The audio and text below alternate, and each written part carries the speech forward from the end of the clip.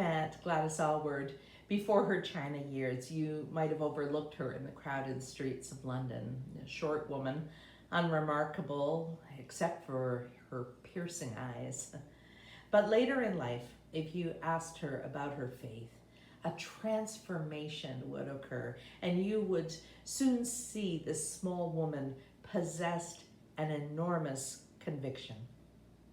And indeed, she was a small woman, barely 5 feet tall, who had to stand on a box behind a pulpit in order to be seen. Now, who does that remind you of? Leaving that life-changing worship service when she was only 13, someone chanced to say, "Miss Aylward, I believe God has something very important for you to do," and she never forgot it. She was dismayed to learn that large regions of China had yet to hear the gospel, and she worked really hard to convince everyone she knew that they should take their faith and their talents and go there to join the mission field.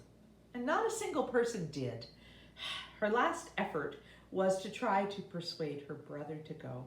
He brushed her off. And then, almost as an afterthought, he demanded, "If you really believe someone should go, why don't you go yourself?"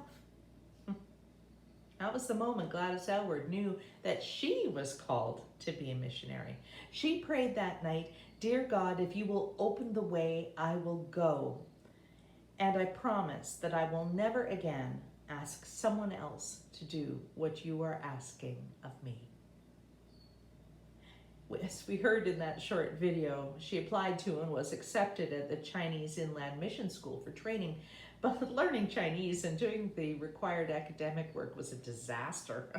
She was not invited to return, as it was deemed that it would be a waste of the mission's money, for it was the opinion of her instructors that she would never be able to become a missionary. Now, another person would have taken that rejection hard and considered that door closed, and they would have perhaps thought they were mistaken in their calling. But not Gladys. Turned down by various mission services, she took it upon herself to find financing to get to China on her own.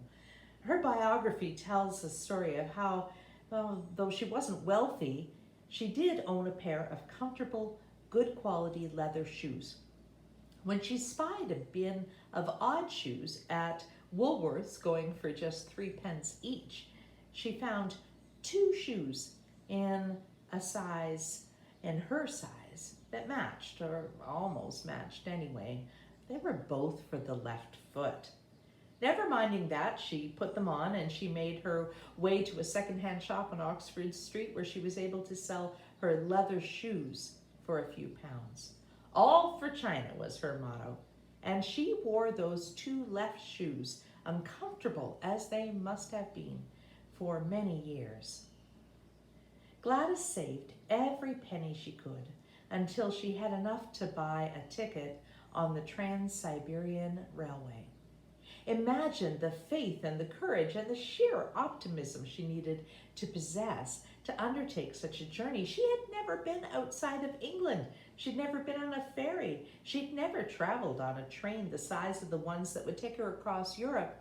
And then over 9,000 kilometers, just under 6,000 miles across the entirety of Russia to its far eastern border with China. And she did all of this, though, with a conviction that once there, she would surely discover her own special mission in China. On board the train, she met a couple who were intrigued by her story, and they wanted to contribute to her mission.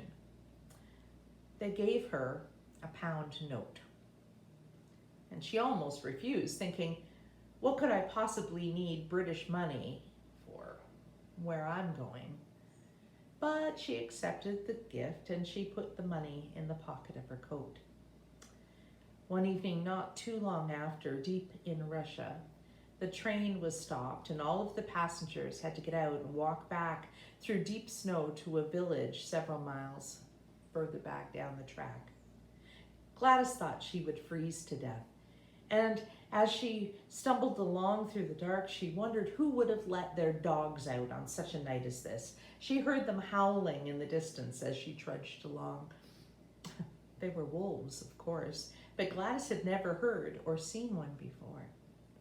At the village, her passport was examined, and the Russian guards, they did not know much English, and they did not know the word missionary, mistaking her occupation for machinist. And they were determined that she would stay with them. But with the help of some of the villagers, Gladys fled. As she neared the boat that she needed to board to escape, soldiers caught up with her and they grabbed her coat, holding her fast. Terrified, she prayed for help. Then she remembered the pound note in her pocket. She thrust it at the guards, who grabbed that money and released her, thinking that at least they got something for their efforts. Once on board the boat, Gladys could only marvel at how amazingly God had provided. As we learned almost as soon as she got her feet under her in China and met up with the elderly missionary Jenny Lawson, Gladys started accumulating street orphans. At the inn she and Jenny had opened, she'd taken these forgotten and abandoned children and nurture them with food and clean clothing, but she'd also nurture them with the good news of Jesus. Eventually, she adopted nearly 100 children, many following the tragic bombing of her town of Shunxi. In 1940, the Japanese invaded China and began a bloody westward slaughter. Gladys was counseled to quickly flee for her life, for she had a price on her head, as she had reported on the Japanese enemy movements that she had observed as she traveled throughout the region as the Mandarin's foot inspector. Now, Gladys was in great danger, but she couldn't just leave her children behind to be mowed down or abused. So she had attempted the unthinkable. She set out with 94 needy and noisy children, with enemy troops right on her heels. She set off across the mountains to the Yellow River, hoping to reach safety beyond the border in Siam. Amazingly and miraculously, they were able to make it alive. On the 12th day of her journey to bring the 94 orphans to safety, they arrived at the Yellow River, but they had no way to cross it. All boat traffic had been stopped and all civilian boats had been seized to keep them out of the hands of the Japanese army surrounding them. The children asked, "Why can't we cross?" And Gladys simply said, "There are no boats." But the children insisted, "But you taught us God can do anything. Ask him to get us across the river." And so 94 children and one caregiver knelt on the banks of the river and began to pray that God would provide a way. As was their custom, they sang a hymn after their prayer. A Chinese officer who was patrolling within earshot heard the singing and came to where they were. He, of course, asked what in the world they were doing there. And when he heard their story, he said, "I think I can get you a boat." And soon enough, he returned with a boat in tow. Their prayers were answered. The children and Gladys were soon ferried over to the other side. There were other difficulties and adventures yet to come, but the miracle of that answered prayer carried them through with much rejoicing and with such a sense of incredible confirmation of God's presence with them. 27 days into the journey, Gladys was finally able to see her charges into safe hands, into the country of Siam.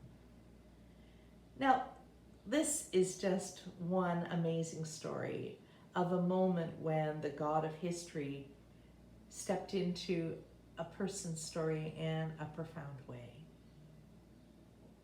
Sometimes, even though we feel we are being led to do something by God's Spirit, we don't act. Sometimes we hesitate in being bold for God because we're just not sure that God will be there to protect us.